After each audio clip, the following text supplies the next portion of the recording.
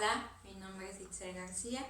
Bienvenidos a la ponencia que lleva por nombre Purgación y Deseo, que está basada en el informe etnográfico, que a su vez surge a partir de una creación coreográfica o unipersonal llamado Transmutación.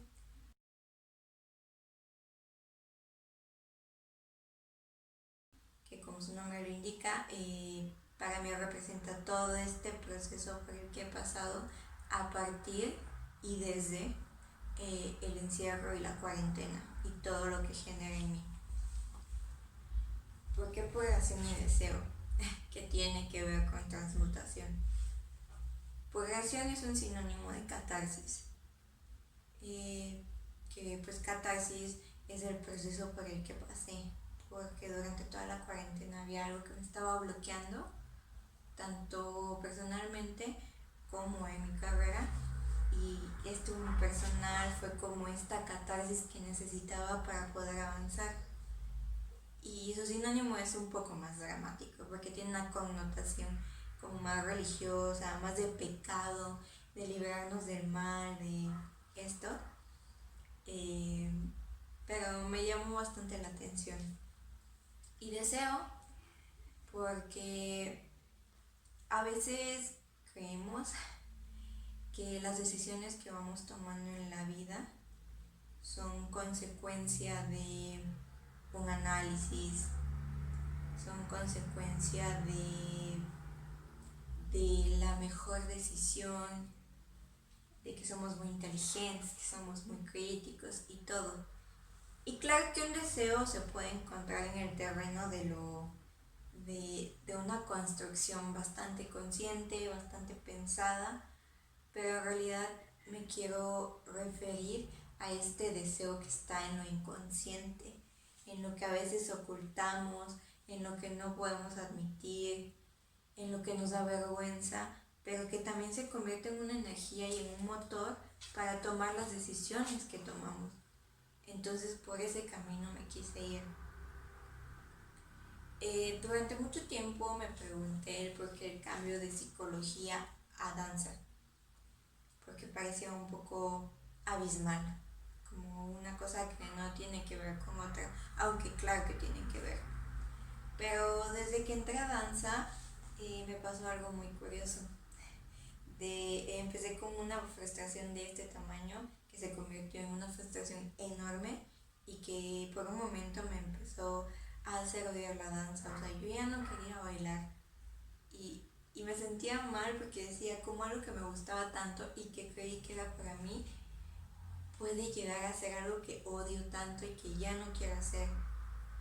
Y era fatal porque como algo con lo que estabas claro en tu vida de repente ya no, pero era porque me vi forzada a este enfrentamiento conmigo misma, me vi vulnerable, me vi limitada en algún momento, tanto física como mentalmente. Entonces esa era la razón de que en algún momento surgiera este rechazo, porque no nos gusta sentirnos limitados, porque no nos gusta tener miedo, porque no nos gusta saber que a veces necesitamos ese esfuerzo extra que no nos es natural a veces. Pero pues ese es con los grandes retos de la vida, que pues las cosas no son fáciles. Entonces desde ese momento comencé a pensar en la danza como esta terapia y el hecho de mi decisión de tomar la danza. O sea, en algún momento creí que era porque me gustaba bailar y ya, pero realmente empiezo a pensar en este deseo inconsciente de sanar y de comunicar lo que verbalmente no podía admitir ante los demás, por lo que sea, por moralidad, por pena, por creencias, por lo que sea, pero me costaba tanto admitir, pero que a través de la danza puedo encontrar ese camino. Entonces me hace pensar que era un deseo que estaba ahí inconsciente, como empujándome, hasta que lo consiguió. Y en el caso de la catarsis también, uno puede llegar a pensar que pues cómo llegas a este estado de catarsis solo moviéndote. Porque pues antes la catarsis se trataba de una terapia en la que había que hablar y expresar y todo esto, pero cómo hacerlo a través del movimiento. Por eso en mí surgen dos grandes cuestiones. ¿Puede la ausencia o la necesidad de algo convertirse en un deseo que se convierta a la vez en motor para llevarnos a hacer ciertas cosas?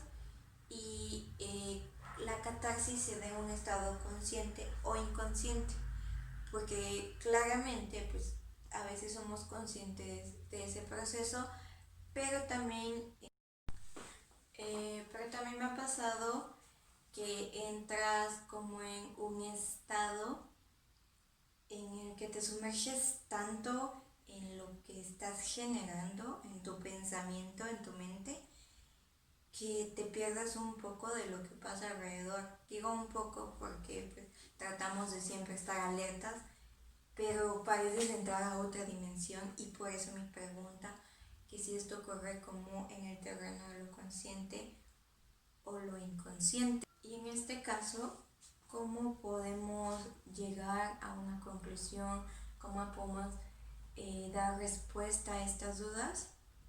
Para eso me di a la tarea de leer sobre estos conceptos, sobre de dónde surgieron, quiénes comenzaron a mencionarlos y pues los diferentes significados para ver en qué coincidían, en qué no, y así poderme dar una idea y dar una idea más fuerte a lo que estoy planteando. En el caso del deseo, tengo 3 autores diferentes que digamos que van en una línea bastante similar, aunque desde diferentes enfoques. Por ejemplo, Cogit afirma que la visión de Hegel es que el deseo se ve desde el deseo de reconocimiento del otro, se ve subordinado a la interacción social, o sea que nosotros deseamos en cuanto podamos ser reconocidos, amados, admirados por el otro.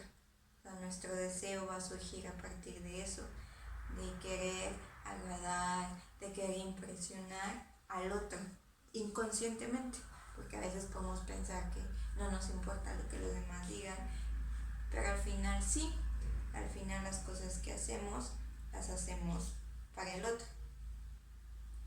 Entonces esa es como un poco la visión de él, y al asociarlo con este planteamiento, pues por ejemplo me di cuenta que en mi caso a mí me cuesta como expresarme verbalmente y siempre me ha costado.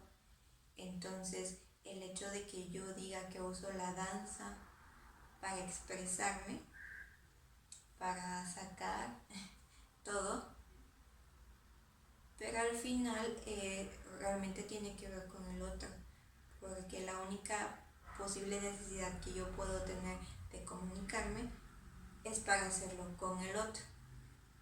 Digamos que si fuera solo para mí no habría esta necesidad de comunicar. Entonces en ese asunto lo relaciono.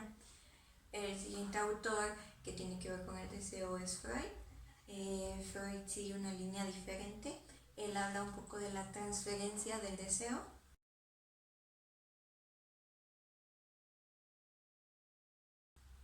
Que nos dice que cuando un deseo que se encuentra en el inconsciente y que pasa a ser muy personal, no tiene su camino de resolución, lo busca. Él tenía la teoría de los sueños, del significado, y decía que era esto, que era el deseo manifestándose en otro camino, que se manifestaba también a través del cuerpo. Y eso, pues que el deseo siempre va a encontrar el camino para salir, aunque se transforme.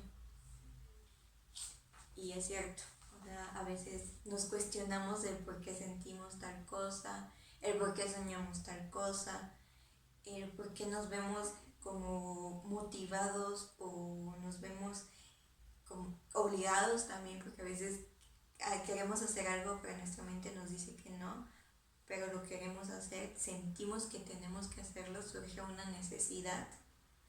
Entonces es el deseo el que nos está como impulsando en este caso. El tercer autor sería Lacan, pero Lacan sigue una línea muy similar a Freud, por el psicoanálisis y eso.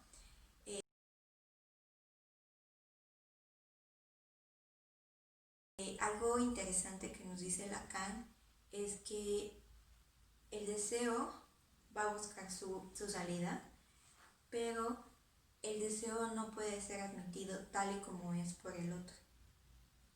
O sea, digamos en su forma más natural, ese tiene que ser fragmentado, tiene que ser modificado y para salir de una forma más aceptable, que digamos se pueda digerir. O en algunos casos sublimar, porque a veces encontramos eso en el arte, por ejemplo, el sublimar deseos que están reprimidos y que socialmente no son aceptados, pero a través del arte son aceptados, o sea, son un poco más aceptados. Entonces se sigue también ese camino. Y seguimos hablando de esta transferencia. Y claro, es lo que pasa. A veces hay cosas que nos vamos guardando y que no queremos admitir. Pero en nuestro caso, como bailarinas, tenemos esa facilidad de sacarlo a través del movimiento y de sentir que realmente lo estamos expresando y que realmente ese deseo encuentra su camino de resolución. Me gustaría pasar al otro concepto, que es catarsis.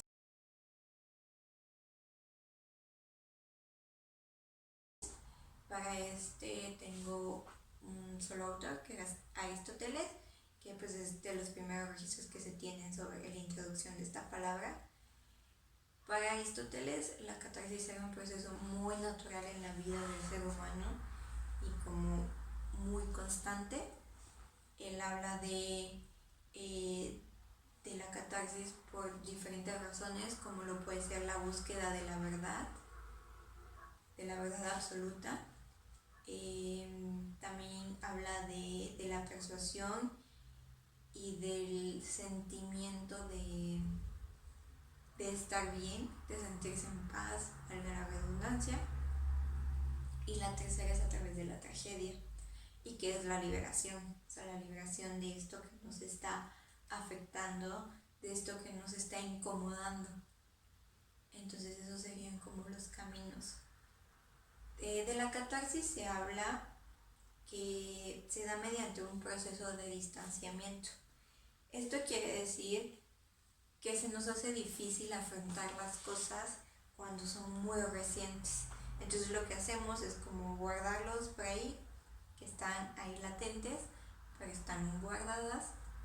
Y ya que existe este distanciamiento, que sentimos que ya está lejos, es cuando a veces por algún motivo que nosotros pensemos que es insignificante, de repente sale, como cuando de repente vamos a ver una película y un detalle nos hace llorar, o vamos a una obra de teatro, o en estos lugares es en los que más se da este proceso, porque de repente, sin saber por qué, nos sentimos conectados con el personaje, con la situación que está pasando, y mediante ya sea la risa o el llanto, podemos llegar a este proceso de liberarnos. Digamos que en grandes rasgos, esas serían como las bases teóricas que encontré acerca de estos dos conceptos y que pude relacionar a mis planteamientos. En cuanto a la metodología, de acuerdo al fenómeno, me parece detectar dos métodos, que estos serían para mí una de la exploración a fondo, porque pues en el momento en el que se nos presenta para empezar, como los dispositivos coreográficos, el empezar con una palabra, una frase, una frase más larga, una secuencia. Desde ese momento como que ya empiezas a conectar. Y en el momento en el que nos enfrentamos a estos objetos, que como he dicho muchas veces, son objetos que están presentes en nuestra vida cotidiana. O sea, no nos pidió un utensilio que se usó hace miles de años o que jamás en nuestra vida habíamos visto. Realmente están muy presentes en nuestra vida cotidiana, estamos familiarizados de cierta manera con ellos.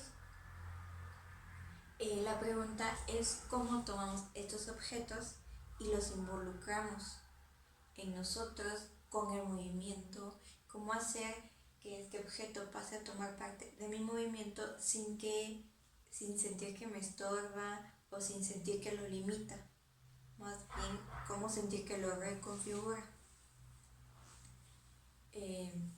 Eso, en el caso de esta exploración, pues me di a la tarea de hacerme una serie de preguntas: cómo son los objetos.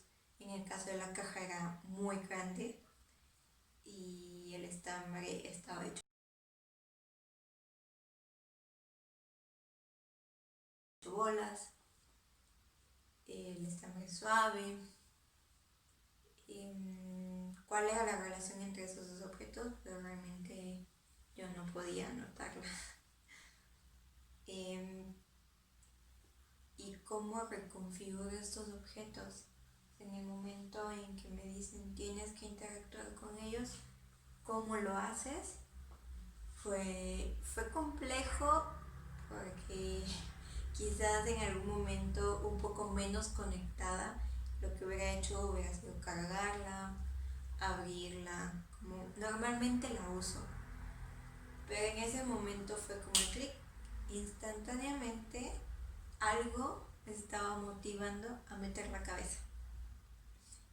Y aquí pues también este deseo de expresar algo que me llevó a meter la cabeza en la caja. Y que fue algo súper interesante. Una, porque mi visión estaba limitada.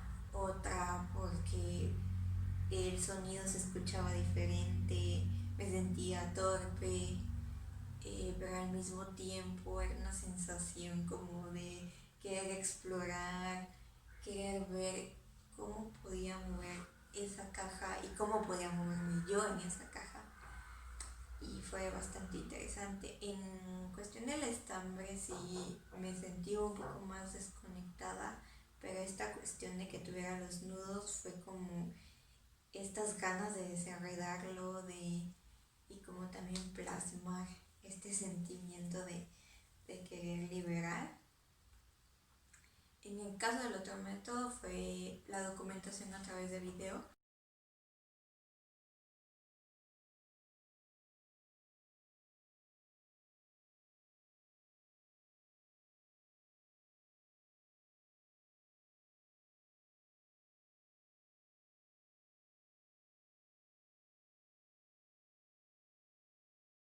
Que también es súper interesante,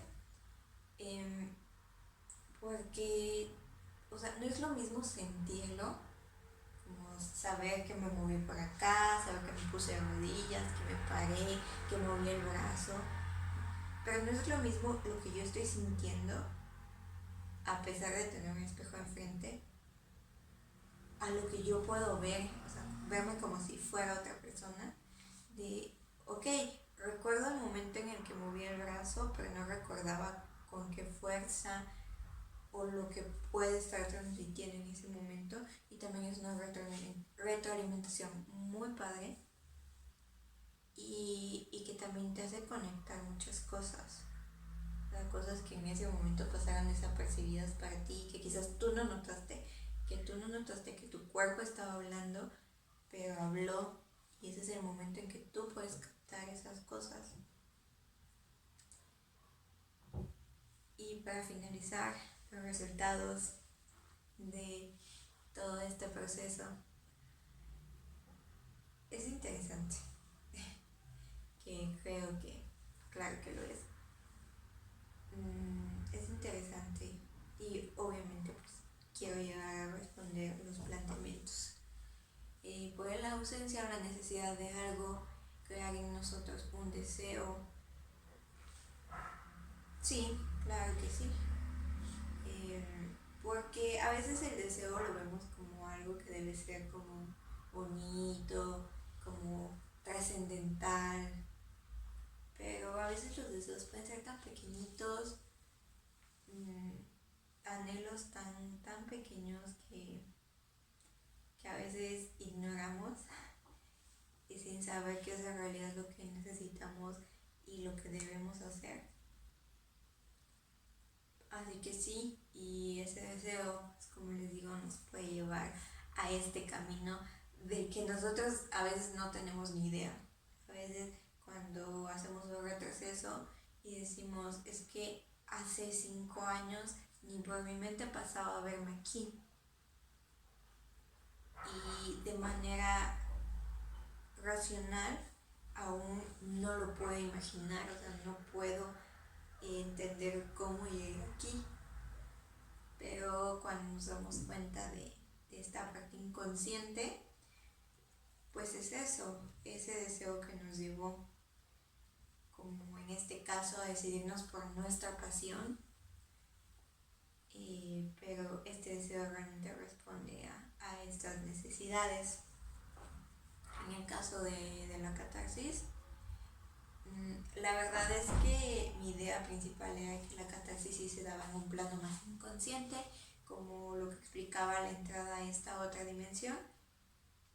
Pero claro, referente a lo que leí, a lo que investigué y a lo que reflexioné, me doy cuenta que se necesita de un balance. Porque tanto si se da en un plano muy consciente, esto se vuelve un poco superficial, digámoslo así, porque no ahondamos, o sea, no vamos más allá, nos quedamos con lo que ya de por sí tenemos y le damos vueltas a eso nada más. Y si se da en un plano muy inconsciente, puede parecer algo más bien fantasioso, más bien algo inventado. En cambio, si traemos esto del inconsciente y que nos está preocupando, pero a nuestra realidad, y logramos conectarlo, ahí es donde se da esta catarsis y donde puede ser de verdad sanadora y liberadora, porque nos está tanto liberando de lo que tenemos, de lo que nos está afectando, pero también nos está liberando en nuestra realidad. Así que hasta aquí llegaría mi ponencia y mis conclusiones. De verdad espero poder haber tenido un trabajo satisfactorio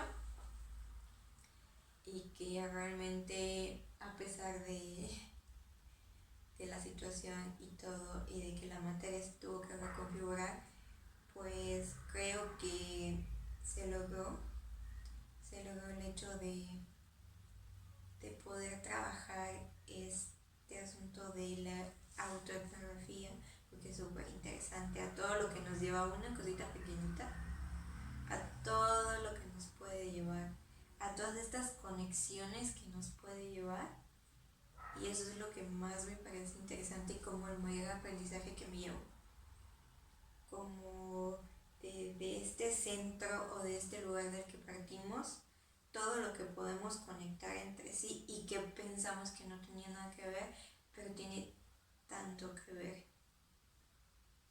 Muchas gracias.